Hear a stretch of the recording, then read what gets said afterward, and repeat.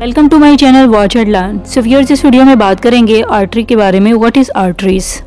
अब हमारी बॉडी में 3 टाइप्स की ब्लड वेसल्स काम कर रही होती हैं। एक आर्टरी है, दूसरी कैपिलरी और थर्ड है वीन्स।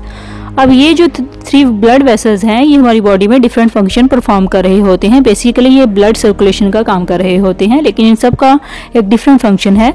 अब आर्टरीज जो है उनका क्या काम है हमारी बॉडी में।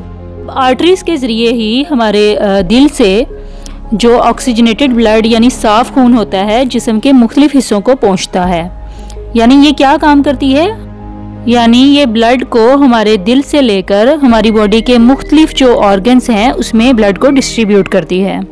यानी हमारी बॉडी में ऑक्सीजनेटेड और डीऑक्सीजनेटेड ब्लड जो है वो थ्रू आर्टरीज एंड वीन्स जो है वो मूव कर रहा होता है।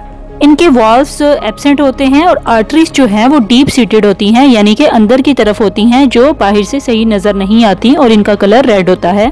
अब थ्रू आर्टरीज जो है वो दिल की धड़कन हम फील कर सकते हैं, जबकि वीन्स में ऐसा नहीं होता। वॉल्व्स का क्या फंक्शन होता है, वो हमारे ब्लड को एक ही डायरेक्शन में मूव कर रहे होते हैं, यानी सही डायरेक्शन में मूव कर रहे होते हैं ब्लड को हमारी बॉडी में।